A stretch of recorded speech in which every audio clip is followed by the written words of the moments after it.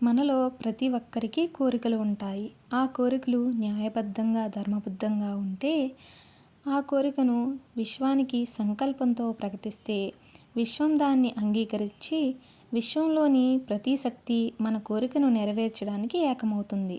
అదే విశ్వం యొక్క మహత్తరమైన చైతన్యం మన అద్భుతమైన లక్ష్యాలను సాకారం చేస్తుంది. ఉదాహరణగా ఒక కథ చెప్పుకుందాం. ఒకరోజు గురువుగారు తన శిష్య బృందంతో ఒక అడవి గుండా ప్రయాణం చేస్తున్నాడు. అతను చాలా మహిమ గలవాడు.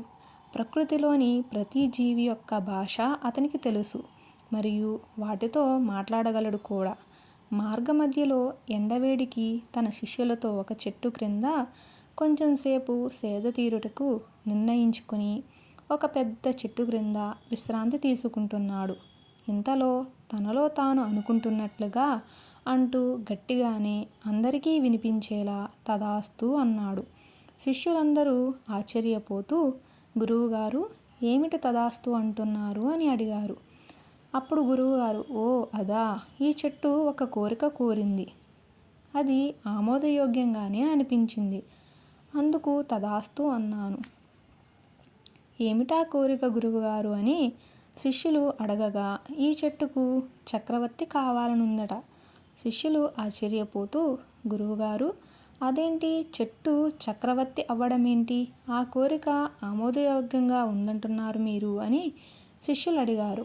అవును, ఈ చెట్లన్నీ ప్రకృతిలోని పశుపక్షాదులు జంతుజాలానికి, మానవులందరకు మరియు వాతావరణానికి అన్ని విధాలుగా మేలు చేస్తున్నాయి. వాటికి కూడా ఒక కోరిక ఉండడం తప్పేంటి? అవన్నీ కలిసి తమలో ఒక్కరైన ఈ చెట్టును చక్రవర్తి కావాలనుకుంటున్నాయి. ఈ చెట్టు కూడా బలంగా కోరుకుంటుంది.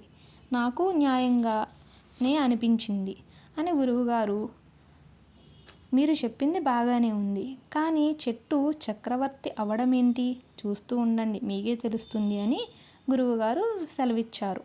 అలాగే 2 రోజులు గడిచిపోయాయి. ఒకరోజు పెద్ద గాలివాన వచ్చి అడవిలోని చాలా చెట్లతో పాటు ఆ చెట్టు కూడా పడిపోయింది.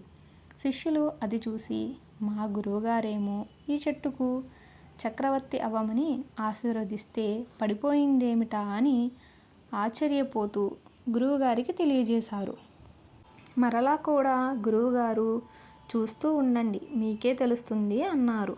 శిష్యులకేమీ అర్థం కాలేదు, కానీ మిన్నకుండిపోయారు. అదే సమయంలో అయోధ్య నగరంలో కైకేయి వరం ప్రకారం శ్రీరాముణ్ణి 14 సంవత్సరాలు వనవాసానికి పంపడానికి ఏర్పాట్లు జరుగుతున్నాయి. అందులో భాగంగా నారవస్త్రాలు, కలపపాదుకులు కావలసి వచ్చింది. కలపపాదుకుల కోసం ఇంతకుముందు మాట్లాడుకున్నట్లు పడిపోయిన చెట్టు నుండి కలప తీసి శ్రీరామునికి పాదుకలు చేసి ఇచ్చారు. శ్రీరాముడు సీతాలక్ష్మణులతో కలిసి వనవాసం వెళ్ళాడు. విదేశీ పర్యటనలో ఉన్న భరతుడు అయోధ్యకు వచ్చేసరికి విషయం తెలుసుకుని బోరున ఏడ్చాడు. అన్నగారైన శ్రీరాముడి కోసం అడవికి వెళ్ళి శ్రీరాముణ్ణి కలుసుకుని అయోధ్యకు వచ్చి రాజ్యాధికారం చేపట్టమని బ్రతిమిలాడాడు. అయినా కానీ తండ్రికిచ్చిన మాట కోసం రానని చెప్పి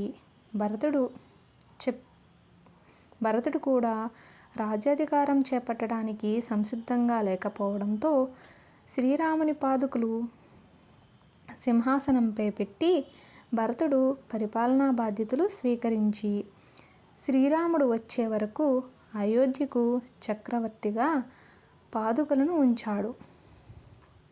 దీని నుండి మనం స్వీకరించవలసినదేమిటంటే, న్యాయమైన కోరిక బలంగా కోరుకుంటే ఆ కోరికని విశ్వానికి చేరుతుంది. అనంత విశ్వం